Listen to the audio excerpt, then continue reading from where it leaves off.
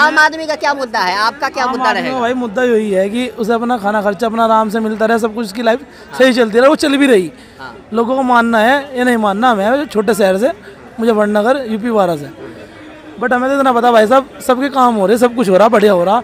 लोग अरे लोगों को यार 2.5 लाख रुपए मिल रहे, पूरे मोहल्ले को मिल गए क्यों ठाकुर साहब, पूरे मोहल्ले को मिल गए भाई साहब। रोज फार्म रखे रहे मेंबरों के पास, मेंबर तो जानते हो आप, जो गली मेंबर होते हैं उनके रोज फार्म रखे हो भाई। अच्छा बताइए, आप इतना संतुष्ट आदमी लग रहे हैं, आपको कोई परेशानी नहीं है, कोई सवाल नहीं है, बस जो हो रहा है सो अच्छा हो रहा है, लेकिन ये विपक्ष को क्या हो गया हुआ है कि वो कभी बेरोजगारी, महंगाई, भ्रष्टाचार, शिक्षा, ये सब को लेकर के बात कर रही है। अब तो देखो शिक्षा से कमी नहीं है।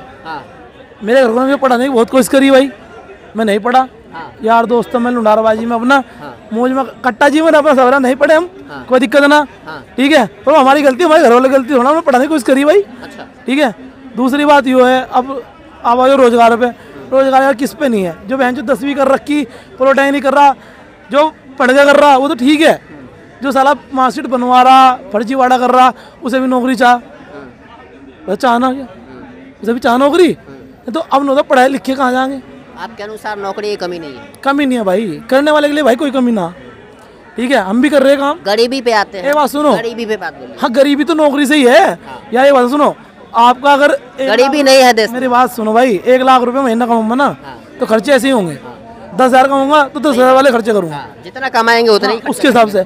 अब 1 लाख कमाऊंगा तो बालकों को बढ़िया स्कूल में पढ़ाऊंगा भाई, कर तो नौकरी रहा ना, उसके अकॉर्डिंग खर्चे भी होंगे। बट बात तो सारी भाई यही है कि आदमी की संतुष्टि नहीं है किसी भी चीज़ में। सरकार चाहे, मैं ये नहीं कह रहा बीजेपी बढ़िया है या कोई सरकार कोई भी हो, आम आदमी का मुद्दा कभी खत्म नहीं होता। गली मोहल्ले में जाओ, आज की डेट में भाई साहब रोड बननी पड़ी। G20 में भी हो हल्ला होना शुरू हो गया है। जैसे पहले इंडोनेशिया में इससे पहले हुआ था तो वहाँ पर 356 करोड़ में ही सारी चीज़ें खत्म हो गई थी, लेकिन यहाँ 4100 करोड़ रुपया खर्च किया गया है। भारत जैसे देश में जहाँ पर बहुत ज़्यादा भूखमरी है, बेरोजगारी है। कहीं भूखमरी नहीं है, एक बात बताओ, गरीब किस देश में नहीं है? आपको लगे किसी देश में गरीब नहीं होना चाहिए कि नहीं होना चाहिए? गरीबी दूर होना चाहिए ना। देखो गरीब भी दूर नहीं हो सकती, आदमी की मानसिक संतुलन जो है ना वो गरीब पैदा करे। एक आदमी छोटे छोटे शहर के गाँव के आदमी आ रहे हैं यहाँ। एक सवाल ये है कि कोई आदमी गरीब है तो अपने से है भाई, अपने से ही है भाई, सोच है सबकी, आगे बढ़ने का वो होना चाहिए कि जैसे भाई हाँ आगे बढ़ना है हमें, ये नहीं दुनिया फिर रही है नहीं, मोमडनों के बालक ले लो, कूड़े चुगते फिर रहे, पर फिर भी आगे हमसे क्यों, शर्म नहीं करते भैया? हम रहे जात विरासत सब ठीक है, अपना जातिवाद मान लो, कुछ ही मान लो, बट दिक्कत क्या है, हमारे घर के कहते हैं भैया तू चाय की दुकान पे काम नहीं कर सकता, उनका बालक कूड़ा कट्टा करके भी पढ़ लेगा। आज के टाइम बहुत मोमडन पढ़ रहे हैं भाई। तो आपके अनुसार बीजेपी 2024 में भी वापस बात बीजेपी तो आएगी भाई, बीजेपी तो कोई रोक के ना, बीजेपी तो आएगी। तो इंडिया ग्रुप वाले क्यों बोल रहे हैं कि जैसे इंडिया ग्रुप का तीसरा जो है वह सम्मेलन मुंबई में हो रहा था, उन्हें डर हो गया और फिर भारत वर्सेज इंडिया का राजनीति करना शुरू कर दिया। देखो इन ज़्यादा नॉलेज तो है नहीं राजनीति की, पर हमें तो अपने शहर की नॉलेज है, बाहर की नॉलेज नहीं। भारत और इंडिया दोनों में आपको कुछ अंतर लगता है? कुछ अंतर नहीं है भाई। तो फिर ये डिबेट क्यों हो रहा है? कांग्रेस राज आया तो लोग बाग मतलब जो हमारे मतलब बाबा दादा भारत इंडिया होना चाहिए कि नहीं होना चाहिए? इंडिया तो है भाई, इंडिया तो है ही, लेकिन हटाने की बात हो रही है कि इंडिया हट जाना। नहीं, अगर हम हिंदी में बात कहेंगे तो हो जाता गर्व लगेगा भाई, है ना? इंडिया हटा देना, हमारी सभ्यता तो हिंदी है। हमारे देश का 2 नाम है ना, इंडिया और भारत, तो एक होना चाहिए। अंग्रेजी नाम हो गया भाई, ठीक है, गुलामी वाला नाम हो गया वो तो मतलब। हिंदू जो है, हिंदू सरकार आई, हाँ, हिंदू नाम जो है वह सिंधु नदी से आया हुआ है, और अंग्रेजी में इंडस उसको वैली बोलते हैं, ठीक है, तो हिंदू को भी हटा देना चाहिए। नहीं भाई, हिंदू कैसे हट जाए? अभी कुछ लोग डिबेट में ये भी कर रहे हैं कि सनातन होना चाहिए हमारे धर्म का नाम, हालांकि सनातन तो है ही, लेकिन हिंदू वर्ड हटा देना चाहिए। ना हिंदू कभी नहीं हटने का भाई, हिंदू तो हिंदू ही है मेरे भाई। ठीक है सर, धन्यवाद। सर 2024 में आपके अनुसार क्या लगता है? मेरे अनुसार तो भाई साहब मोदी जी वापस आ रहे हैं, बीजेपी वापस आ रही है। इंडिया ग्रुप पीछे है, कहीं नहीं है, कहीं से कहीं टक्कर नहीं है। अभी उपचुनाव हुआ है 7 जगह और 4 जो है वह उपचुनाव इंडिया के पक्ष में गया है और 3 जो है वह बीजेपी जीती है। तो कोई नहीं, ये तो चुनाव, इसे देखते हुए अब आकलन किया जा रहा है कि कांटे की टक्कर रहेगी इस तरीके से। देखो उपचुनाव पहले भी बहुत हुए, उपचुनाव में विपक्ष जीता भी बहुत बार है, लेकिन पार्टी कभी नहीं बन पाया। दूसरी बार यूपी में योगी जी आए हैं, रिकॉर्ड तोड़ा है, अन्य दूसरी बार कोई दोबारा ऐसे आता नहीं। उपचुनाव में पहले भी खतौली सीट से जीते थे, अभी खतौली मुजफ्फरनगर के पास सीट लगती है।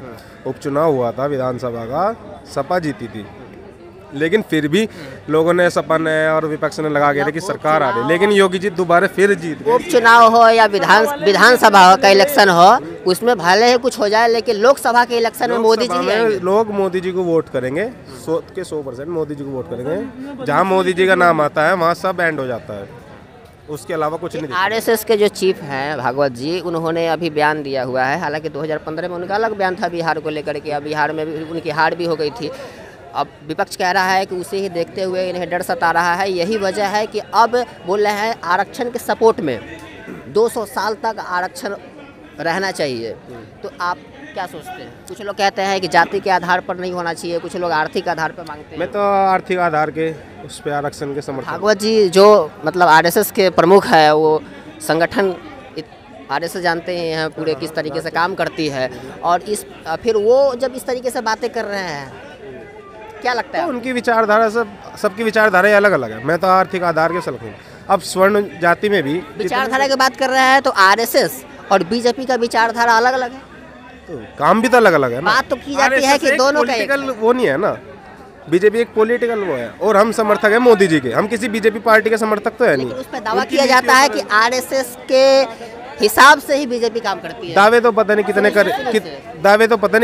करे जा, सब सच्चे झूठे नहीं होते, तो सब अंदर की बात है। दावे तो लोग अच्छा, 1 नेशन 1 इलेक्शन क्या लगता है? क्या गलत है? 1 नेशन 1 इलेक्शन बिल्कुल सही है। ये इतना खर्चा, कभी हर 6 महीने कहीं ना कहीं इलेक्शन होते रहे, खर्चा किसका जा रहा है? ये पब्लिक का ही तो खर्चा जा रहा है, टैक्स किसके जा रहा है?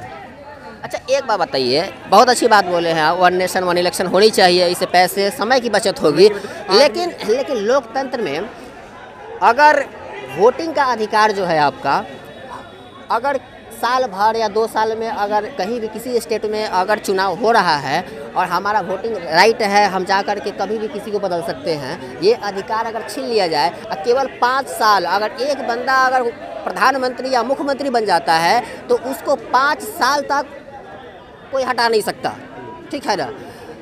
तो इस तरीके से अगर चुनाव होता रहेगा तो मुझे लगता है कि शायद लोकतंत्र जो है और निखर करके आएगा, जिस तरीके से आता रहा है। चुनाव 5 साल में एक 1 नेशन, तो फिर तानाशाही वाली बात हो जाएगी ना कि 5 साल हम जीत गए भाई, उसके बाद 4 साल कुछ भी करेंगे। इतना खर्चा भी तो नहीं अफोर्ड कर पाएगी ना सरकार। कहाँ कितना टैक्स देगी? अगर हर साल इलेक्शन होने लगे तो कितना टैक्स देगी? आप खर्चा की बात कर रहे हैं, जैसे अभी G20 में 4100 करोड़ रुपए खर्च किए गए हैं, उस पर भी सवाल किए जा रहे हैं। तो 4100 करोड़ रुपए जब इस पे खर्च किया जा सकता है, तो जो लोकतंत्र का मूल ढांचा है, जिसके लिए चुनाव होता है, उसमें क्यों ना खर्च किए जाए?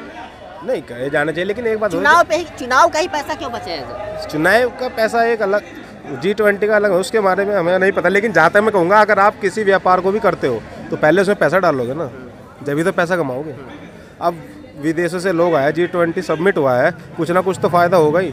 वे अपनी लोग इन्वेस्टमेंट करके जाएंगे यार, इससे विकास किसका होगा? अच्छा, भारत का विकास होगा। 1 नेशन 1 इलेक्शन अगर लागू हो भी जाता है तो आपको लगता है कि वो सक्सेस होगा? क्योंकि कहीं फिर अगर कोई विधानसभा में वहाँ अगर किसी पार्टी का जो बहुमत है वह गिर जाता है तो फिर वहाँ चुनाव कराना पड़ेगा। तो आपको क्या लगता है वहाँ राष्ट्रपति शासन लागू होना चाहिए? राष्ट्रपति शासन लागू होना चाहिए। फिर तो ऐसे बहुत जगह हम हर साल कहीं ना कहीं हमारे देश को जो सुधार सके ना, हमारे देश अभी उपचुनाव हुआ है, हमारे देश के लोग जो सुधार सके, वो हमारी देश की सेना ही सुधार सके भाई। हमारे देश के लोगों की आदत गई बिगड़, दुनिया भर के कांड हो रहे, सब धरने बैठ जाएंगे, कभी कोई जवान मरता है, एक दिन के अलावा न्यूज़ भी नहीं दिखती, चैनलों पे दिखती थी नहीं, किसी को कोई फर्क नहीं पड़ता सेना का जवान कहाँ शहीद हो रहा, कैसे शहीद हो रहा, बस एक दिन पोस्ट डाल लेंगे 1-2 सेकंड की, और बस। मोदी जी के कार्यकाल का लगभग 9.5 साल हो चुका है, होने वाला है, और इस दौरान देखा जा रहा है कि बहुत सारे लोगों का एक शिकायत है कि इस सरकार में बोलने की आज़ादी खासकर मीडिया को नहीं है, मीडिया को हाईजैक करने का प्रयास लगातार किया जा रहा है। इस पर क्या कहेंगे आप? मीडिया का मुझे ऐसा नहीं लगता मीडिया कोई हाईजैक नहीं करता। G20 में जिस तरीके से मोदी जी वहाँ पर जितने भी राष्ट्राध्यक्ष थे वहाँ पर संबोधित कर रहे थे मोदी जी, उसी दौरान उन्होंने कहा कि मीडिया के जो भी भाई बंधु है वो सभी बाहर चले जाएं। और फिर जो ये भी आरोप लग रहा है कि अमेरिका के राष्ट्रपति के साथ और लोग मीडिया वाले आए हुए थे, उन्हें भी प्रेस कॉन्फ्रेंस नहीं किया गया और मोदी जी एक भी प्रेस कॉन्फ्रेंस नहीं किए हैं। तो आपको लगता है कि मोदी जी को कम से कम प्रेस कॉन्फ्रेंस तो करना चाहिए? हाँ, नहीं, सवाल जवाब तो कॉन्फ्रेंस तो करने चाहिए, मीडिया के सवालों का जवाब भी देना चाहिए, जनता के सवालों का जवाब भी देना चाहिए। वे हमारे प्रधानमंत्री हैं, उनसे शिकायत करने का, जवाब मांगने का हक हमें है, उनका साथ देने का भी हक हमें है। सवाल जवाब चाहे किसी की पसंद हो, चाहे हमारे घर का आदमी, चाहे मोदी जी हो, सवाल जवाब सबसे जायज़ है। जब हम टैक्स देते हैं, सारी चीज़ करते हैं, देश को चलाते हैं, तो सवाल भी करना जायज़ है। मीडिया को सवाल का जवाब देना चाहिए, कॉन्फ्रेंस भी करनी चाहिए। क्या नाम है सर आपका? मेरा नाम विशाल ठाकुर है। ठीक है सर, आपसे बात करके मुझे बहुत अच्छा लगा। विशाल जी से मैंने बात किया और भी भाई बंधु थे उनसे बात करने का प्रयास किया। दोस्तों, मुद्दा यही है अभी करंट में कि G20 जिस तरीके से देश में चला और विपक्ष किस प्रकार से घेरने का प्रयास कर रही है, वो भी मैंने जानने का प्रयास किया। मैंने ये भी जानने का प्रयास किया गरीबी, भूखमरी, जो बेसिक मुद्दे हैं उस पर जनता की क्या राय है। फ़िलहाल मैं राजीव चौक पर मौजूद हूँ और बहुत सारे मीडियाकर्मी यहाँ पर अपना अपना बाइट लेने का प्रयास कर रहे हैं, उसमें मैं भी आया और यहाँ के लोगों से मैं जानने का प्रयास किया। उनका विचार कैसा लगा, मेरा कैसा लगा, आप क्या सोचते हैं, ये कमेंट करके ज़रूर बताइएगा। चैनल को सब्सक्राइब कर दीजिएगा, बेल आइकन भी दबा दीजिएगा। जय हिंद।